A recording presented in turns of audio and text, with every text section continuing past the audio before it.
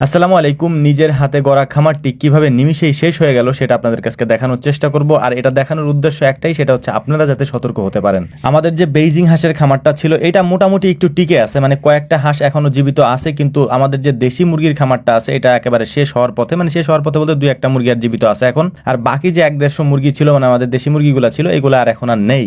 অজানা এক কারণেই হঠাৎ করে এই হাঁস এবং মুরগিগুলো অসুস্থ হয়ে যায়, যেটা আমাদেরকে সময়ই দেয় নাই যে চিকিৎসাটা আমরা করব। কিন্তু আলহামদুলিল্লাহ পরবর্তীতে আমরা কিছু চিকিৎসা দিয়েছিলাম, হয়তো সেটা আমাদের জন্য একটু লেট হয়ে গিয়েছে। তারপরেও দুইটা কারণে এটা হতে পারে, একটা হচ্ছে মানুষের নজর, আর দ্বিতীয়টা হচ্ছে বায়োসিকিউরিটি, যেটা আমি গতকালকের ভিডিওতে স্পষ্ট করে বলেছি যে বায়োসিকিউরিটিটা আমরা মেনটেন করতে পারি না। যে কোনো মানুষ এসে ঢুকে যায়, যে কোনো মানুষ এসে এইগুলোকে ধরে, তারপর বিভিন্ন জায়গা থেকে যেহেতু মানুষ এখানে আসে, অর্থাৎ হচ্ছে যে যদি ধরেন 50টা জায়গা থেকে মানুষ আসে, ওই 50টা জায়গার কোনো না কোনো খামারে যদি কোনো ভাইরাস থেকে থাকে, সেই ভাইরাস তার শরীরে বহন করে সে যখন নিয়ে আসে, এটা আমাদের এখানে ছড়াই যাবে, এটাই স্বাভাবিক একটা ব্যাপার। এবং পশু পাখির ক্ষেত্রে এই জিনিসটা সব থেকে বেশি মানে ঘটে থাকে, যেটা আপনারা অনেকেই হয়তো জানেন যারা এইগুলা পালন করেন। তো যাই হোক, তবুও আলহামদুলিল্লাহ আল্লাহ তাআলা চাইলে সব নিয়ে যেতে পারতেন, এবং আমি মনে করি এটা এই খামার সেক্টরে আমার জন্য বড় একটা শিক্ষা হয়ে থাকবে পরবর্তী সময়ের জন্য। তো বেইজিং হাঁস যেগুলি আক্রান্ত হয়েছিল সেগুলিকে আমরা আলাদা রেখেছি, এবং যে সুস্থ হাঁসগুলি ছিল সেগুলিকে আমরা আলাদা রেখেছি। আমরা কয়েকটা ভাগ করে আলাদা আলাদা করে রেখেছি। এবং এখানে সব থেকে গুরুত্বপূর্ণ একটা বিষয় ছিল, যেহেতু আমার মন মানসিকতা একেবারেই নষ্ট হয়ে গিয়েছিল, মানে মন খারাপ থাকবে এটাই স্বাভাবিক একটা ব্যাপার, কিন্তু অন্তু ভাই এবং হচ্ছে যে আনিস ভাই, এরা দুজনে অনেক বেশি পরিশ্রম করে তারপর এটাকে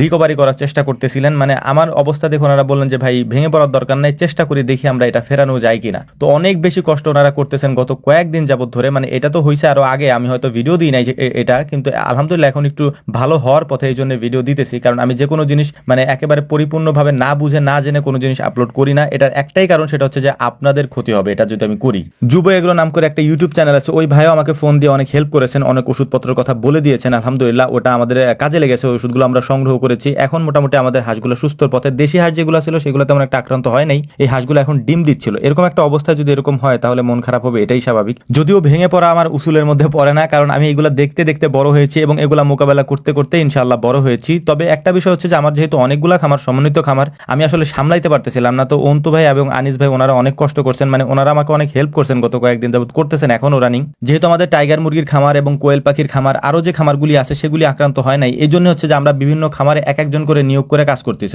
অর্থাৎ হচ্ছে যে খামারগুলিতে সুস্থ আছে ওই খামারগুলি, এবং যে খামারগুলিতে আক্রান্ত হয়েছে ওই খামারগুলি থেকে লোক আলাদা করে ফেলছে আমরা নিজেরাই। তো অন্তু ভাই আর আনিস ভাই হচ্ছে যে অসুস্থ হাঁসগুলি আছে এগুলার বেশি ট্রিটমেন্ট করতেছিলেন, কারণ মুরগির খামারটা তো একেবারে শেষ হয়ে গেছে। এখানে 3-4টা মুরগি আছে এখন, হয়তো ভিডিওতে যেটা দেখতে পাচ্ছেন আপনারা, এরপরেও কয়েকটা মুরগি মারা গেছে। তো মুরগির খামারটা আর এখন নাই। মানে দেশি মুরগিটা অনেক, যারা আমাদের খামারে এসেছেন দেখছেন যে বসে আছেন, বড় বড় মুরগি ঘুরতেছে পাশ দিয়ে, এই বড় মুরগি ভাই একটাও আলহামদুলিল্লাহ নাই। তারপরও আমরা ধৈর্য ধারণ করার চেষ্টা করতেছি, ইনশাআল্লাহ এখান থেকে আবার আমরা শুরু করব। দেশি মুরগির ডিমগুলো হয়তো আমরা সংগ্রহ করতে পারবো, এবং আমাদের কাছেও বেশ কিছু ডিম রয়েছে, কিন্তু বেইজিং হাঁসে অল্প কিছু ডিম পেরেছিল এবং তারপরেই তাদের এই সমস্যাটা হয়েছে, মানে বেইজিং হাঁসের খামার এই সমস্যাটা হয়েছে। তো আমরা অরিজিনাল বেইজিং হাঁসটা কোথাও খুঁজে পাই নাই। প্রায় 2 মাস ঘোরাঘুরি করার পর এই বেইজিং হাঁসের ছোট বাচ্চাগুলো আমি এনেছিলাম, তারপরে এইগুলা ডিমও দিচ্ছিল।